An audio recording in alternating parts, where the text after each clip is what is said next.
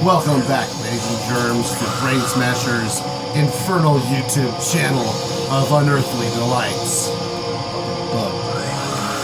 Thanks for joining us. Thanks for subscribing before and after this video. After you see this video, you're going to subscribe. I guarantee it. We are listening to Empaligon's Black-Dominated Annihilation. Fucking infernal, vicious, just evil, seething black metal from Germany. You gotta get this. This band is so fucking good. This is just everything that encompasses what black metal is. I hope it's not too loud. I hope you can hear me. I am still sick. My ears are both plugged up with ear juice. And I'm going to see Abasu and Inquisition in Chicago in a couple of days, so I hope that clears up in time. We're just going to do a regular CD run through tonight. Nothing special. I hope you like it. I don't have any news or announcements. Yeah, this is just a plain old CD. So, we left off in the Bees, the beginning of the Bees. And this is one of the greatest black metal bands ever. Fucking Bathory. This is the first Bathory album. Self-titled. You know it. It's great. It's one of the greatest black metal records ever made. It's pretty much like a punk rock thrash black metal album. Yeah. I found this used at Record Collector a couple of years ago. Had to pick it up. The one thing that's kind of weird about this band, one of the greatest black metal bands ever, is I only have 2 of their CDs. It's kind of weird, you know, it's just kind of one of those bands that's always there, and you never really think that of ordering them, I guess. I guess that's what my thought process is, but over the years, you know, I've found these 2 used, actually, in the last few years, only. So, this is Bloodfire Death, this is their 87 record. It's great. Found this news, but you don't see. The thing is, in the United States, you don't see Bathory, at least the Black Mark versions, distributed all that well. I don't think Black Mark distributes in the United States very well. It never has. So there's that factor. And number 2 is that you don't find them used very often because they're great. So those are the 2 reasons that I've never really gotten around to getting much Bathory stuff. I guess another factor would be that I don't really have my head in the 80s or like the early kind of bands, the formative black metal bands. A lot of them don't really interest me, like I couldn't give a shit less about Venom or Celtic Frost. Those bands just blow the shit out of me. I kind of like some Hellhammer a little bit, but Bathory definitely deserves all the credit they have got. It's really amazing that they started out so early on and maintained quality throughout so many years, despite like the Octagon, Requiem kind of years. But yeah, that's all I got for Bathory. Sadly, I would gladly pick some up if I found some for a good price. Like I said, I'm a cheap bastard, so you don't see Bathory stuff going for high price range all that often. So next we've got a band that I don't hear a lot of people talking about. This is Dagger. This is their debut record on Cold Dimensions called Eternal Throne. Now I had to put this in earlier to remind myself of what it was like, to make sure also that I wasn't confusing it with another band, because it's got a pretty nondescript cover to it. Snow, mountains, but I was right. This band fucking rules. This is straight up like German. It sounds like German black metal to me, but I actually looked it up, and the members are from Switzerland and Italy and the United States. So apparently it's some sort of internet band or something like that. Maybe I was thinking it was German because I believe Cold Dimensions, the label, is from Germany. Either way, it's super, super good astral sort of kind of outer spacey black metal, maybe kind of like Uber or Aurora. Yeah, really killer album. I'm glad I have this. I think I got it from Distro a couple of years ago, but it made me realize that I've never heard any of their other albums, so I'm going to check out Battle Dagger's other records, since that one is really good. Man, this is such a good split. This is a split with Ungod and Bazazaza, or you can also pronounce it Oxazaxa. So Bazazaza is just a side project of Ungod. Now these are actually just demos that they put together on a release as a split, but I am really fond of the Bazazaza side. This is limited to 1,000 copies on Merciless. I swear I see this fucking thing everywhere on LP and CD. It's not that hard to find, but it's really fucking good. I wish more people would pick it up and listen to it. So the Bazazaza side was the Hellfire demo from '92, and the Ungod side was also a rehearsal demo from '92. These are black metal bands, I want to say. Just straight up, no frills, pretty normal black metal for back in '92. It's got a lot of lineup info on the inside, no photos or anything. But yeah, this is like, when it comes to underground, unheard of, classic demos that nobody talks about, this Bazazaza demo is excellent. Really great stuff. I should bootleg some Bazazaza shirts. Next I've got a bunch of releases from the band. Can you guess what band it would be? BAX comes after that. Classic black metal band. Fucking Beharit. We're gonna talk about Beharit. Let's see, where to start? This is a bootleg called Unholy Blessings that we got in distro not too long ago, a couple of years ago. I don't remember really what it's like, but it's got some cool demos on here. It's got the 7th Blasphemy demo from '90.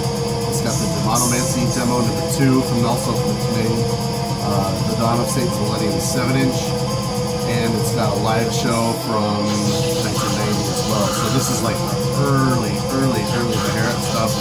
I'm sure it's pretty raw. I guess I should pop this in sometime. It's probably hard to find those demos. But honestly, with Beharit, I've had kind of a strange relationship with Beharit over the years. I knew early on, upon hearing them, that I had to get their stuff, and it was mostly this one, the Ultra Black Blood, that convinced me that I needed to get their stuff. And so I just, I bought it up pretty rarely over the years, and but I also got this one early on too, Drawing Down the Moon. But this one never really quite clicked with me. It was almost like I didn't really understand how to listen to it or something. So I had it. I've always had it. I collect JL America, like I said before. But I never really could quite sink my teeth into this record until earlier on this year. I finally put it in again. I was like, I'll keep trying. It's gotta click. It's gotta stick. And it really fucking made sense to me finally. And I don't know. I can't explain what changed or what was different about it, but the atmosphere of it just totally worked with me, and I was so amazed, so thrilling to finally sink my teeth in the way I had always wanted to for so many years, and the way that so many other people before me had, upon really understanding what this album started. The keyboard instrumentation, turn this down a little bit. But the utilization of the keyboards in it is really innovative for its time. And I don't know if I would necessarily say that this could be attributed as the direct beginning of that element in black metal, but it certainly should be seen as such. But this is probably more so the beginning of the more bestial goat kind of bands like Revenge, Blasphemy, and those kind of things, Black Butchery. And so it's really interesting to hear that kind of music in its earlier stages with the kind of symphonic added elements to it. But anyway, just a totally eerie atmosphere on this record. It deserves all the credit that it gets. And I'm so happy to finally have it click and have it be understood.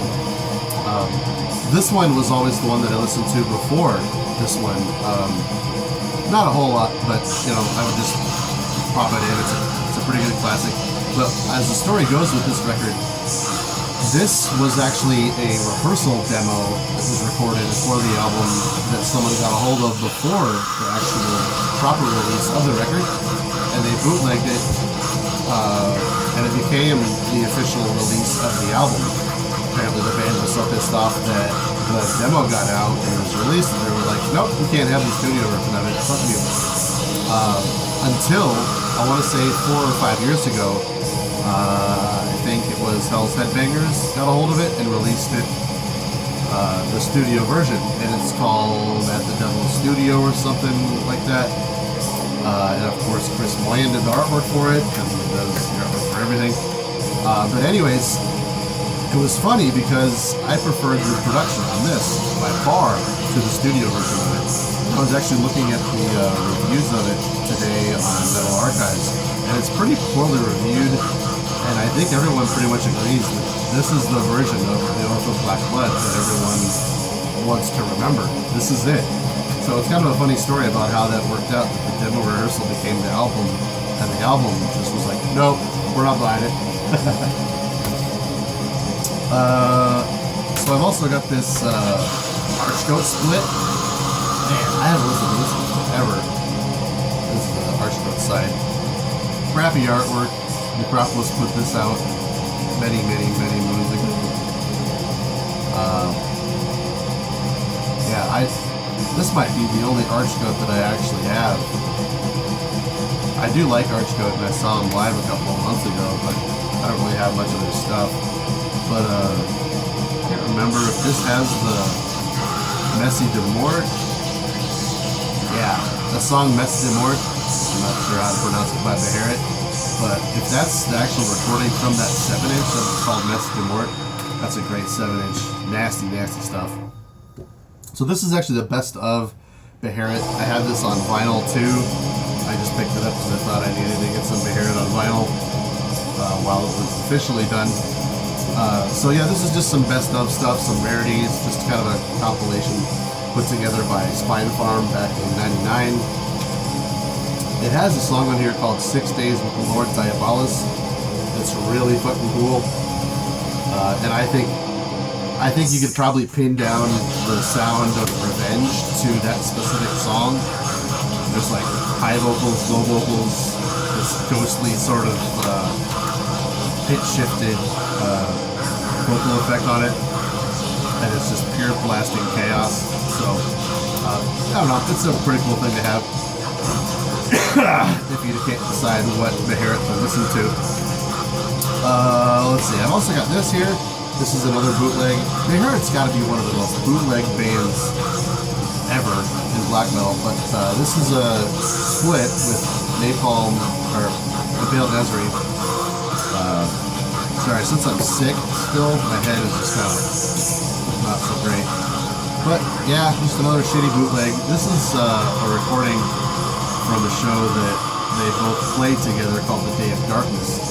And I had all but forgotten about this split until the other day. I was watching one of Craig Lagachi's videos, and he mentioned that it was a really great sounding live Beharit recording. So I busted that out tonight, and I'm going to listen to it tomorrow. Check it out. So then there are these weird things. So before Beharit called it quits in the early 90s, by the way, he also did a Reformation album in 2004 called Engram, which is amazing. I need to get that. But these are like techno, ambience, electronic. I don't really know what you would call it, because they aren't like music that's good. And so music that isn't good doesn't really have a name other than bad. I don't know. They're kind of cool for being so experimental and weird. Obviously, this digipack just fucking fell apart on me, so it's a piece of shit. So this is Electric Doom Synthesis that just fell apart on me, and this is whatever that is. So I don't really know what to think of these albums. I'm not sure why I ever bought them. they're interesting, I guess, but if you want electronic music, there's a lot better stuff out there, and if you want to hear it, there's definitely a lot better stuff out there. But yeah, I don't know. So up next, I've got, this is a weird release, Black Death. This is a Russian band, and I hear a lot of people talk about these guys. I want to say this is also a collection of demos, rarities and stuff. It's got a cover of Transylvanian Hunger. It's got a Summoning cover on it. But this sucks, plain and simple. I put this in tonight just to check it out and refresh my memory on it. But this sucks. I didn't buy it. My friend gave it to me, suggesting it to me. Maybe I'm just not in the mood for it. I don't know. But yeah, I've gotten rid of so many CDs over the years just because I thought it was terrible and I never wanted it again, and gone back and thought, why did I get rid of that shit? So I've just reserved myself to never getting rid of really anything ever again. At least I try not to anyways. Unless, like, I don't know, unless I absolutely hate it. You know, if there's any hint of doubt in my mind that I might not hate it someday, or if I'm maybe it's just a little bit too ahead of my time or something, I'll usually hang on to it. I've got this many CDs. What's one more? You know, or 5 more, or 6. So speaking of sucks, here's Black Funeral. This is Belial Arisen. I didn't like it when I first got it.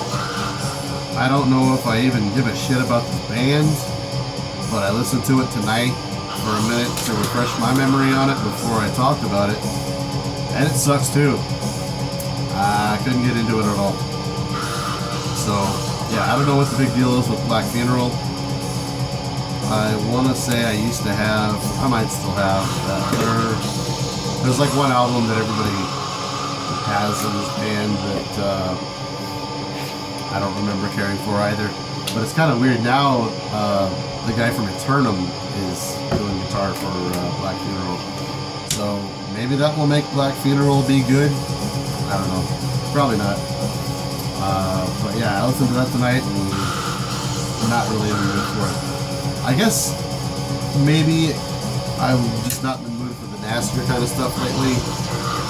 I've been listening to some neo-folk. I've been listening to a neo-folk band called Neutral lately, quite a bit. I've been listening to Big Business, which is kind of like a stoner type of band, I suppose you could say. I've been listening to Thy Primordial quite a bit.